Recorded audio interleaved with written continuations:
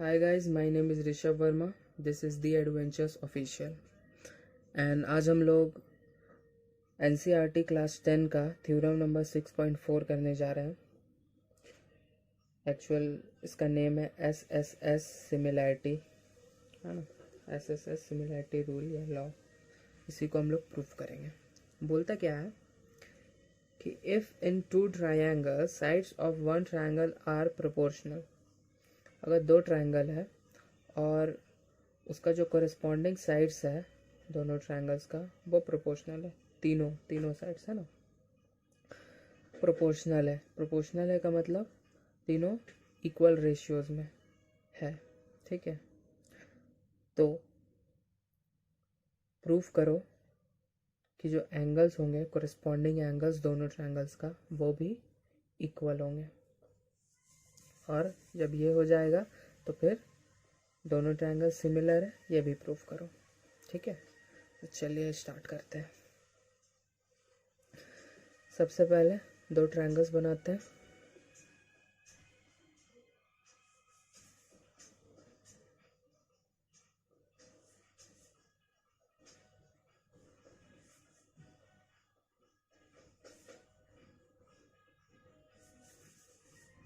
ये इसका नाम है ABC, इसका नाम है DEF. ओके, ठीक है. सबसे पहले हम लोग गिवन लिखेंगे. गिवन क्या है? तो गिवन है हम लोग का, गिवन है कि in triangle ABC and triangle DEF क्या है? AB बाय DE इक्वल है AC बाय DF, और ये इक्वल है BC बाय EF के. मतलब तीनों साइड्स सेम रेशियो में है. ये गिवन है. ठीक है, अब हम लोग को प्रूफ क्या करना है? टू प्रूफ करना हम लोग को एंगल A एंगल D के इक्वल होगा, एंगल B एंगल E के इक्वल होगा, और एंगल एंगल C लिखते हैं पहले, एंगल C एंगल F के इक्वल होगा. ठीक है, तो ये चीज़ हम लोग को प्रूफ करना है. और साथ में ये भी प्रूफ करना है कि ट्रायंगल ABC सिमिलर है ट्रायंगल DEF के. ओके, ठीक है. तो अब हम लोग आगे बढ़ते हैं. आगे हम लोग का ड्रॉ सेगमेंट ड्रॉ करेंगे. हम लोग क्या ड्रॉ करेंगे? हम लोग AB और AC में दो पॉइंट्स ड्रॉ करेंगे, जिससे कि कुछ ऐसे एक पॉइंट ये, एक पॉइंट ये, और ये लोग को कनेक्ट कर देंगे. ठीक है, ये क्यों किया है? ताकि ये इसका नाम दे देते हैं पहले PQ, तो ये AP DE के इक्वल हो जाए और AQ DF के इक्वल हो जाए. ठीक है, इसलिए हम लोग इसको ड्रॉ किए हैं. ठीक है, तो ड्रॉ क्या किए? PQ इंटरसेक्ट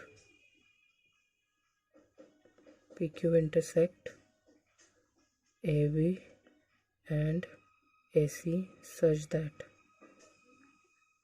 कैसे हम लोग कर रहे हैं? ताकि AP इक्वल हो जाए DE के एंड AQ इक्वल हो जाए DF के. ऐसा ड्रॉ किया हम लोग. ठीक है, अब आते हैं नेक्स्ट स्टेप में. इसमें हम लोग का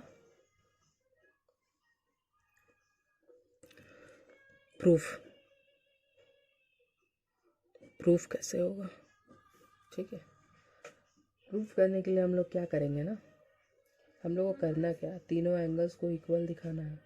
ठीक है, तीनों एंगल्स को हम लोग इक्वल कैसे दिखा सकते हैं, जब अगर हम लोग ये दोनों ट्रायंगल्स को कन्ग्रुएंट कर दें तो हो जाएगा काम, है ना। कन्ग्रुएंट कर देंगे तो CP/CD से एंगल्स भी इक्वल हो जाएगा।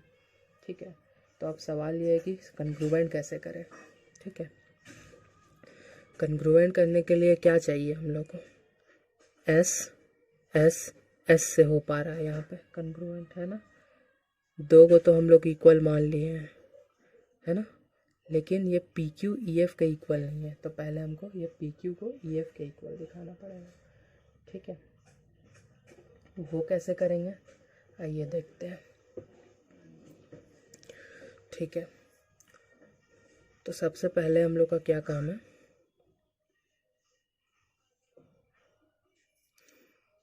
गिवन क्या था, AB/DE इक्वल है AC/DF के, है ना।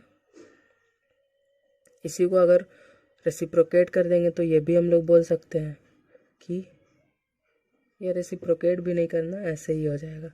से मान लेते हैं कि AB/DE ले लिए हम लोग इक्वल AC/DF ले लिए, है ना। तो अब यहाँ पे DE के जगह में हम लोग AP पुट कर सकते हैं और DF के जगह में एक AQ पुट कर सकते हैं, है ना। वही करेंगे, AB/AP और AC/DF के जगह में AQ पुट कर रहे हैं। ठीक है, तो अब यहाँ देखिए AB/AP AC/AQ, है ना, जो साइड्स है वो रेशियो में आ रहा है। ठीक है, इक्वल रेशियो में आ रहा है, तो यहाँ से हम लोग कन्वर्स ऑफ थेल्स थ्योरम से बोल सकते हैं कि ये PQ BC के पैरेलल है। अच्छा, एक कन्फ्यूज़न दूर कर देते हैं। ठीक है, क्या थेल्स थ्योरम मतलब सिर्फ ये नहीं है कि AP/PB इक्वल्स टू AQ/QC, सिर्फ ये नहीं है। थेल्स थ्योरम का मतलब AP/AB AQ/AC भी है। ठीक है, एक तो नॉर्मल वाला AP/PB AQ/QC, एक ये। ठीक है, दूसरा AP/AB AQ/AC। ठीक है, तीसरा AB/PB AC/QC, ऐसे। ठीक है, तो कोई भी साइड्स कहीं तक का भी हम लोग ले सकते हैं थेल्स थ्योरम के हिसाब से। ठीक ना, तो हम लोग लिखेंगे from converse of Thales theorem, क्या हो जाएगा, कन्वर्स ऑफ थेल्स थ्योरम से ये PQ जो है वो पैरेलल हो जाएगा BC के। जैसे ही PQ BC के पैरेलल हो गया तो कोरिस्पॉन्डिंग एंगल्स इक्वल हो जाएगा, है ना, कोरिस्पॉन्डिंग एंगल्स इक्वल हो जाएगा। तो हम लोग क्या बोलेंगे, angle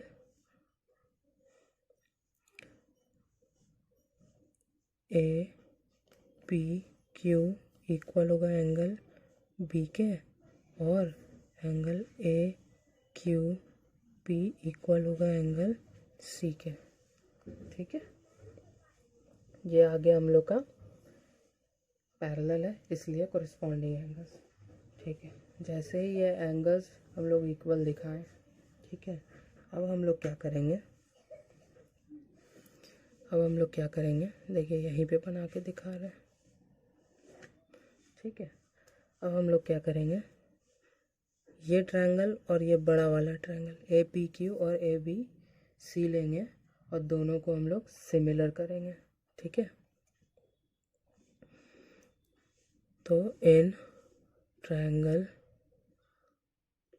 ABC and triangle APQ क्या आ रहा है, ये एंगल्स इक्वल है ना, एंगल B इक्वल है एंगल APQ के और एंगल C इक्वल है एंगल AQP के। तो from AA similarity rule A similarity rule से क्या हो जाएगा, ये दोनों ट्रायंगल सिमिलर हो जाएगा। जैसे ही ये दोनों ट्रायंगल सिमिलर हो गया तो हम लोग बोल सकते हैं ये, इसलिए दोनों ट्रायंगल का साइड्स सेम रेशियो में होगा, है ना, प्रोपोर्शनल होगा। तो लिखते हैं A B by A P equal होगा A C by A Q, ये इक्वल होगा B C by P Q के। ठीक है, तो अब साइड्स भी आ गया हम लोग का इक्वल रेशियो में। ठीक है, अब हम लोग इसको कंपेयर करेंगे गिवन से। ठीक है, गिवन क्या था, ठीक है। अच्छा, गिवन से कंपेयर करने से पहले इसमें एक चेंज करना हम लोग को, क्या ए पी के जगह में लिखना है डी ई और ए क्यू के जगह में लिखना है डी एफ। उसको भी लिख ही देते हैं, A B by D E A C by D F और ये B C by P Q है। क्योंकि पी क्यू तो ई एफ के इक्वल नहीं ना है, इसलिए हम लोग उसके जगह में ई एफ नहीं लिख सकते। तो अब और वही तो हम लोग को प्रूफ करना है, पी क्यू को ई एफ के इक्वल। जैसे ही ये प्रूफ हो जाएगा हम लोग दोनों ट्रायंगल्स को हम लोग कन्ग्रुएंट कर देंगे और एंगल्स को इक्वल कर देंगे। ठीक है, यही तो हम लोग का एम है कि पी क्यू को ई एफ के इक्वल करो। तो अब हम लोग ये इक्वेशन 2 नाम देते हैं और इसको इक्वेशन 1 नाम देते हैं और देखते हैं 1 और 2 को क्या दिख रहा है। ए बी बाई डी है, इधर भी ए बी बाई डी है, A C by D F है, A C by D F है, P C by E F है, B C by P Q है। तो इस हिसाब से अगर ये दोनों चीज़ इक्वल है तो ये लास्ट वाला तो एक दूसरे के इक्वल होगा, है ना। तो लिखेंगे फ्रॉम इक्वेशन 1 एंड 2 क्या हो जाएगा, P C by E F equal हो जाएगा, ठीक है, B C by F equal हो जाएगा B C by P Q के। यहाँ से बी सी कटेगा और ई एफ इक्वल हो जाएगा पी क्यू के। जो करना था हम लोग कर चुके, है ना। यही हम लोग को करना था कि ई एफ को पी क्यू के इक्वल दिखा दो और हम लोग दिखा दिए। अब आगे का स्टेप एकदम इजी है, बस ए पी क्यू और डी ई एफ को हम लोग कन्ग्रुएंट करेंगे और प्रूफ हो जाएगा। ठीक है, तो चलिए करते हैं। ठीक है, करते हैं, देखिए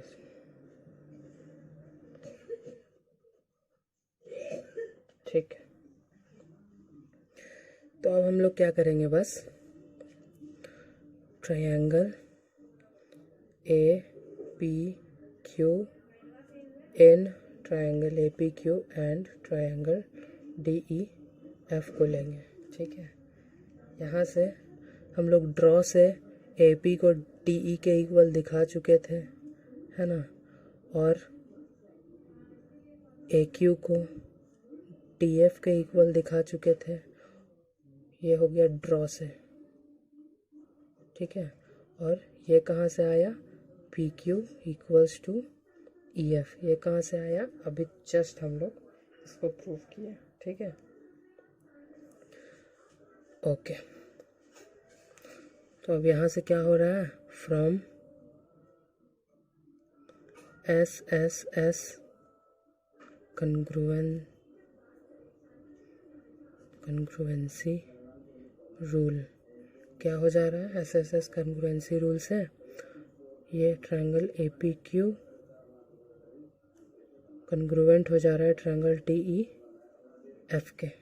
जैसे ही ये दोनों कन्ग्रुएंट हो गए ये दोनों ट्रायंगल्स, अब हम लोग क्या बोलेंगे, from C P C T corresponding parts of congruent triangles। CPCT से क्या हो जाएगा, एंगल ए एंगल डी के इक्वल होगा, angle P angle angle P नहीं लिखते हैं, एंगल ए पी क्यू लिखते हैं। Angle A P Q angle E के इक्वल हो जाएगा और एंगल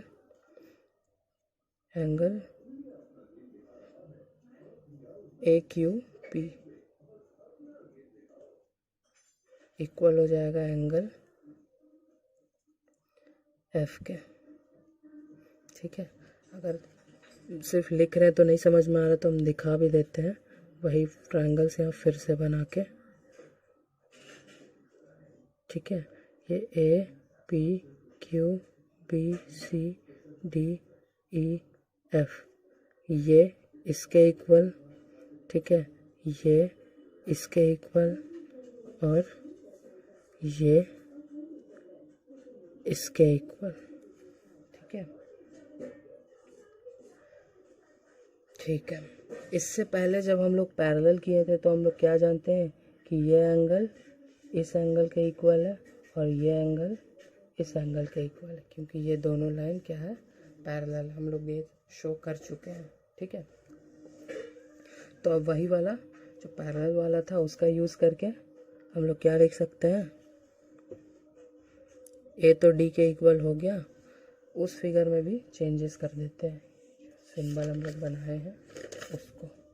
ठीक है, उस फिगर में भी हम लोग कर देते हैं चेंज। ठीक है, क्या हो जा रहा है, इसको डबल से दिखाते हैं और इसको ट्रिपल से दिखाते हैं, क्योंकि सिंगल से तो इसको दिखाए हैं, है ना। तब क्या दिख रहा हम लोग को, यहाँ से ए पी क्यू को बी के इक्वल दिखा चुके थे और ए क्यू पी को सी के इक्वल दिखा चुके थे, है ना। तो इसी का यूज़ करेंगे हम। ठीक है, ठीक है। सिंस ए पी क्यू जो है एंगल ए पी क्यू को हम लोग किसके इक्वल दिखाएं, एंगल बी के, और एंगल ए क्यू पी को किसके इक्वल दिखाएं, एंगल सी के, है ना। तो अब इसको मान लीजिए हम लोग 3 नाम देते हैं, इसको 4, इसको 5, इसको 6। तो हम लोग क्या बोलेंगे, फ्रॉम इक्वेशन 3 and 5। 3 and 5 को अगर हम लोग देखें, इसको और इसको देखें तो क्या दिख रहा है, ए पी क्यू इक्वल है तो ई और बी भी इक्वल हो जाएगा, तो एंगल बी इक्वल हो जाएगा एंगल ई के। और क्या हो जाएगा, फ्रॉम इक्वेशन